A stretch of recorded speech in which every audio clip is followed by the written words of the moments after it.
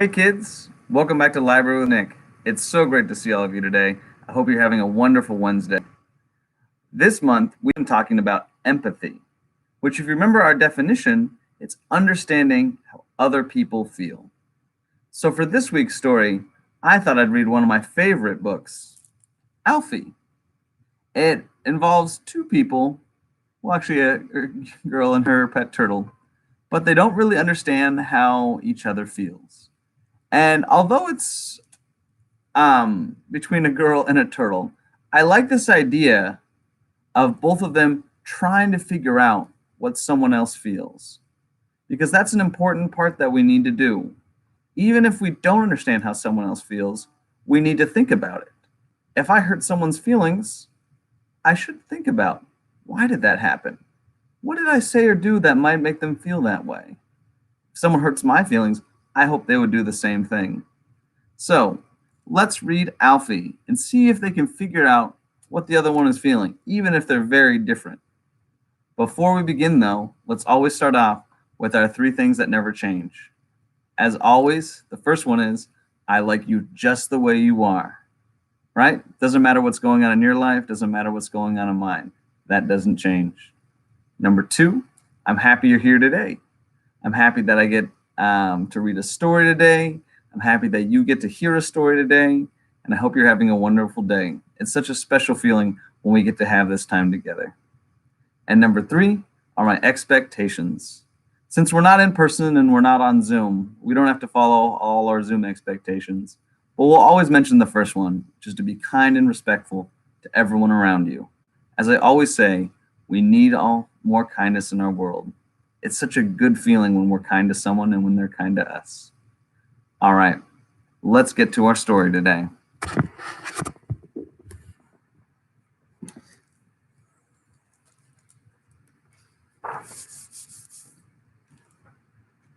This is Alfie, the Turtle That Disappeared, by Thyra Heder.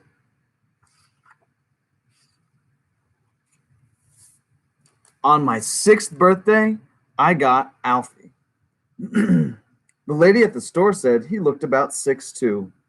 We were 6 together. At home on my carpet, he stood very still. I introduced him to everyone. I taught him my wiggle dance and made him presents, but he didn't seem to notice. I showed him my costumes and wrote him songs. Mostly he stayed in his shell.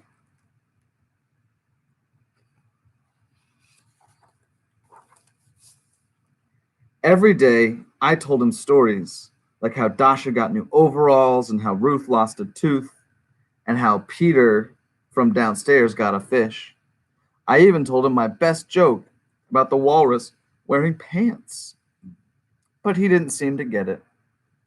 After a while, I kind of forgot about Alfie. He didn't do too much. Well, until the morning of my 7th birthday, when he disappeared.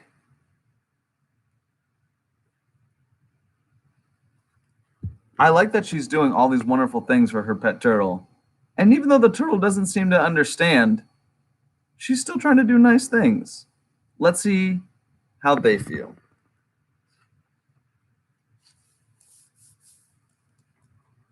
Ooh. I like this page too. I love the drawings, how it shows kind of a sense of aloneness. When I first saw Nia, I knew she was special. Oh, so now the story has changed the point of view. First, it was telling it from Nia's perspective, and now it's telling it from Alfie's perspective, the turtle. She told me that I was 6 and that she was 6 too.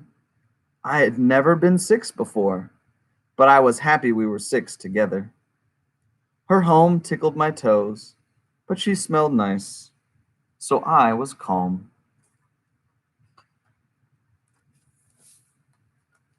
She had tons of friends. Nia taught me to dance. I practiced wiggling inside my shell. Nia gave me presents. I had never been given presents before.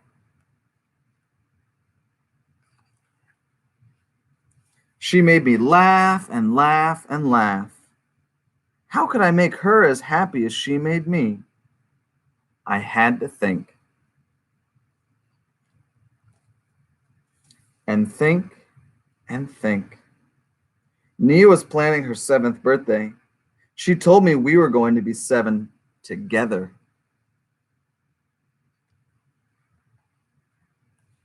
I had to find her a present.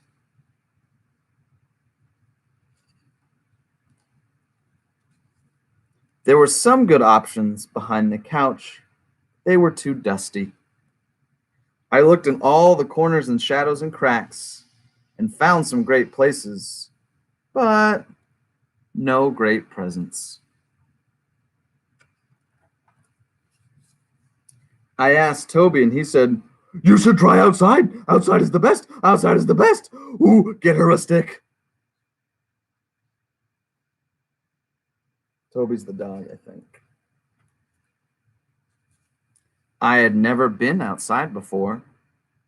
I climbed past stinky things and sweet things, but nothing as fun as Nia. I had to keep looking. I had to take a risk.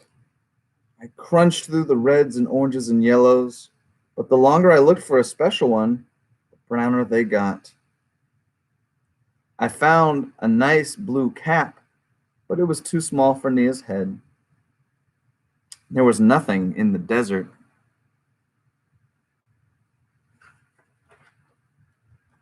My toes were cold and my heart was sad. I would never find a present as special as my friend. The snail said all I needed was a good rest. He knew the perfect place for me to take a nap.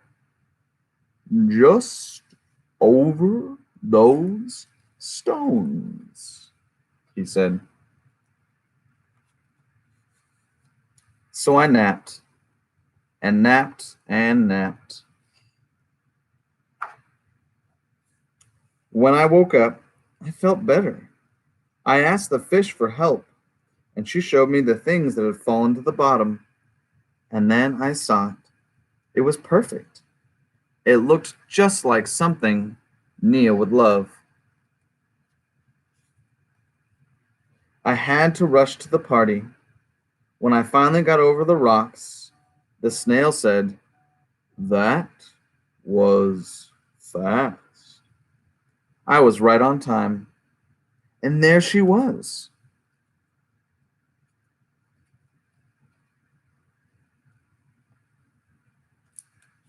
I could tell Nia was very surprised and happy. I had brought her the perfect present. Now we were 7 together. Is Nia actually 7 though? Look at the balloon. How long was Alfie gone for?